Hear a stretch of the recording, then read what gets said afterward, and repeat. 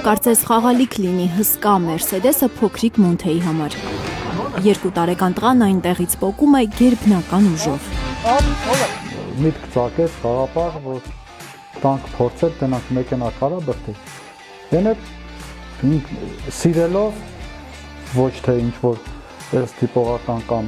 բանով ինքն էր պահանջում, որ եկանք մեքենա բրդեն, տնանք սենց ու տվինք բրդել ու ստացվեց իր ամոր։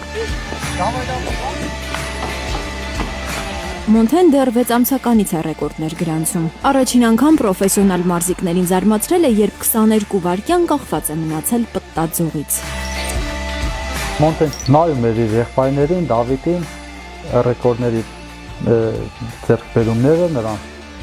Ուզում էր, որ միշտ ինքն էր, թեև փոքր էր, միշտ ուզում էր, որ ինքն էր նմանվի իր եղբայրներին։ Իսկ ամեն առաջ ռեկորդը ինքը որ սահմանեց եւ գրանցվեց դժվարանակետի մեջ 6 ամսական էր, դժվարությամբ իջացրինք պտտաձողի վրայից։ Ծնողները սկզբում վախեցել են, հետո հասկացել, տղային ձգում են մարզասարքերը, ուժային վարժությունները։ Տարավ 2 տարեկան ժամանակ արդեն վազում էր վազկուղու վրա, վազում էր ինքնուրույն։ Հաստատ գենետիկան մեծ դեր ունի, վստահ է հայրը Արտյոմ Սոլոյանը, որ Եվրոպայի չեմպիոն է նստարանային հրում մարզաձևում։ Լիլիթ Գասպարյան, Անի Ղանդիլյան, Հայլուր։